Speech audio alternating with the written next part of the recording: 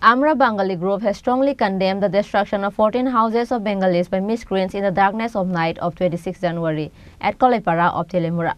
On Monday, leaders of Amra Bengali presented several demands to the state government condemning the incident.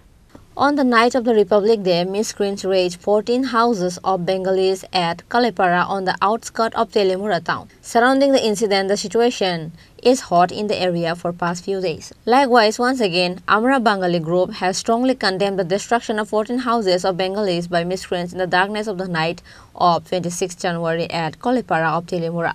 On Monday, leaders of Amra Bengali presented several demands to the state government condemning the incident. Speaking in the press conference, Amra Bengali group leader said, আজকের সাংবাদিক সম্মেলন আপনারা জানেন যে গত 26শে জানুয়ারির দিন রাতের বেলা তেলিয়ামুড়া শহরের লাগোয়া কলুইপাড়ার পার্শ্ববর্তী গ্রাম উত্তর ব্রহ্মচড়াতে বাঙালিদের 14টা পরিবারের বাড়িঘর ভেঙে রাতের অন্ধকারে গুড়িয়ে দেওয়া হয়, জিনিসপত্র লুটপাট করা হয়, সম্পদ ধ্বংস করা হয়।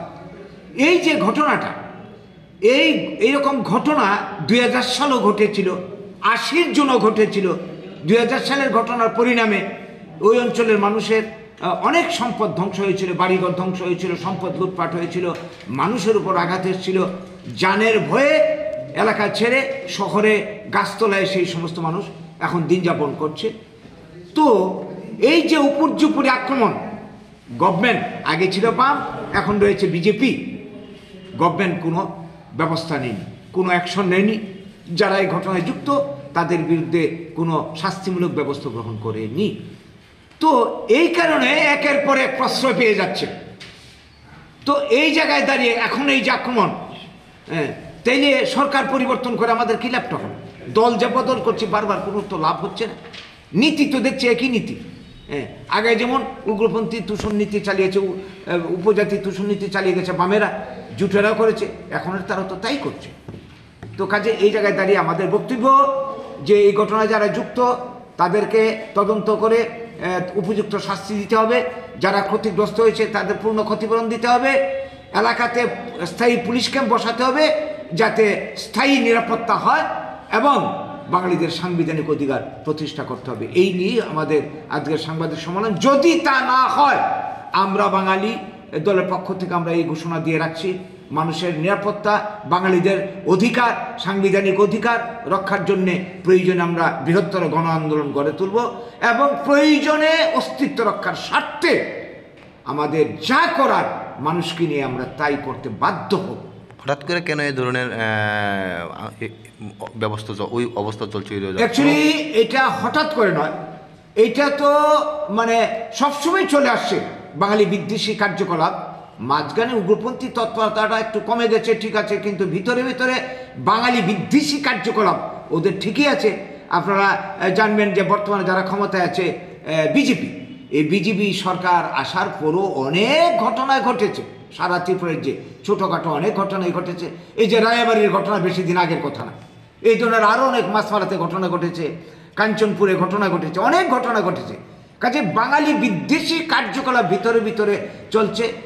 আর যেটা এই মথার উত্থানের পর আরও বেশি করে যে ভাবনাটা, বাঙালি বিদ্বেষী ভাবনাটা ওদের মধ্যে চাগিয়ে দেওয়া হয়েছে, যে বাঙালিরা বিদেশি, বাংলাদেশি, গো ব্যাক বাঙালি, এই যে স্লোগানটা, সবাই এখানকার বিদেশি, এখানকে উচ্ছেদ হয়ে যেতে হবে, এই টিচিংটা তো ওদের চলছে, উস্কানি তো চলছে।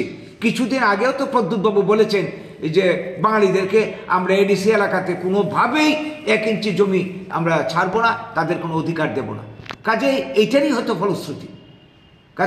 কাজে এটা নতুন কিছু না, এটা চলছে, এবং এদের যে এটা অন্তিম টার্গেট, প্রথমে এডিসি খালি করবে, এরপর গোটা ত্রিপুরা থেকে বাঙালি শূন্য করবে, এই টার্গেট চলছে। ভিতর প্রস্তুতি আছে, যখন যেখানে সুযোগ পাচ্ছে তারা এটার বিস্ফোরণ ঘটাচ্ছে, এই হচ্ছে কথা।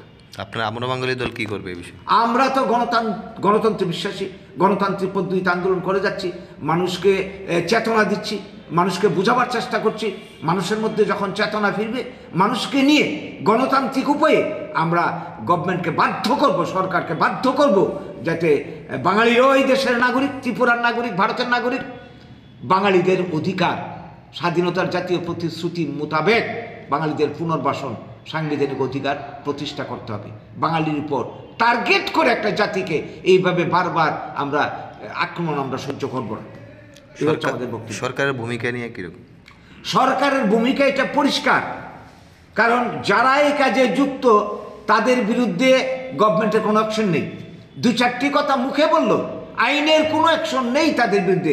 আজকে যদি এই ঘটনা বাঙালি করত, অ্যারেস্ট হতো, জেল হতো, জরিমানা হতো, অনেক টর্চার হতো। এটা বাম আমল আমরা দেখেছি, জুট আমল দেখেছি, বর্তমান আমল আমরা দেখছি। কাজেই এই বৈষম্যমূলক নীতির মাধ্যমে এদের চরিত্র পরিষ্কার, তুষণ নীতি, ভোটের রাজনীতি চালাচ্ছে সব দল। বামেরা চালিয়ে গেছে, জুট আমলে কংগ্রেস চালিয়ে গেছে, এখন এরাও চালিয়ে গেছে। কিন্তু এইটার কিন্তু একটা শেষ আছে। মানুষ সব কিছুর থেকে অভিজ্ঞতা নিয়ে, শিক্ষা নিয়ে মানুষ অন্তিম সমাধানের জন্য প্রস্তুতি নিচ্ছে, এবং এইটা হবে আমরা বাঙালির ব্যানারে, আমরা বাঙালির আদর্শে। এছাড়া অন্য কারোর কাছে কোনো সমাধান নেই। The demands, including immediate compensation to the victims and immediate arrest and punishment of those involved in the incident.